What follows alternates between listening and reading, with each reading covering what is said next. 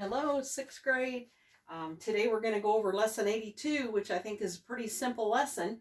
We're going to find the volume of a rectangular prism.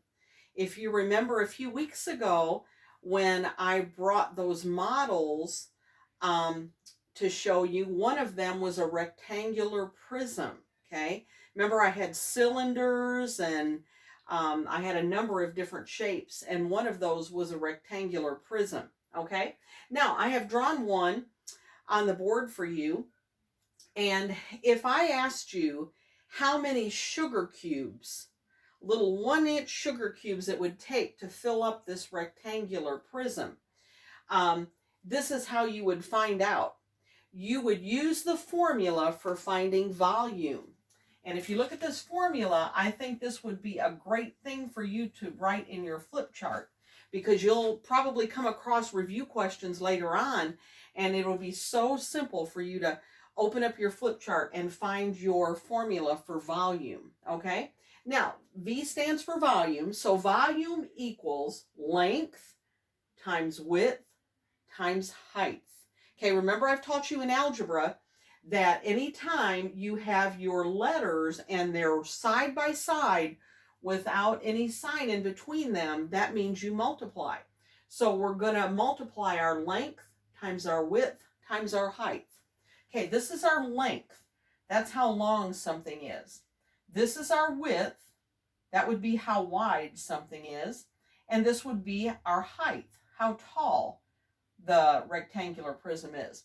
So we're going to take our length, which is 5, multiply it by our width, which is 3, and multiply it by our height, which is 4.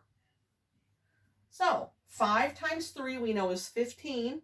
15 times 4 is 60. So this would hold 60 sugar cubes. Okay? All right, so there's one example. Now let me change this up a little bit. Suppose we have a rectangular prism that's 4 feet long and 3 feet wide and 2 feet tall. And if I ask you to find the volume, this is what you would do. Multiply your length times width times height. So here's our length, 4. Our width is 3 feet. And our height is 2 feet. So 4 times 3 is 12. 12 times 2 is 24. Okay? So that would be 24 feet. And then this is how you would say this when you're working with volume. Feet cubed, or it would also say 24 cubic feet. Okay? That's when you're finding volume. So that FT, the little 3, the exponent, that means cubic feet. Okay? All right. That's your new concept today. Okay? Do your best. Love you all.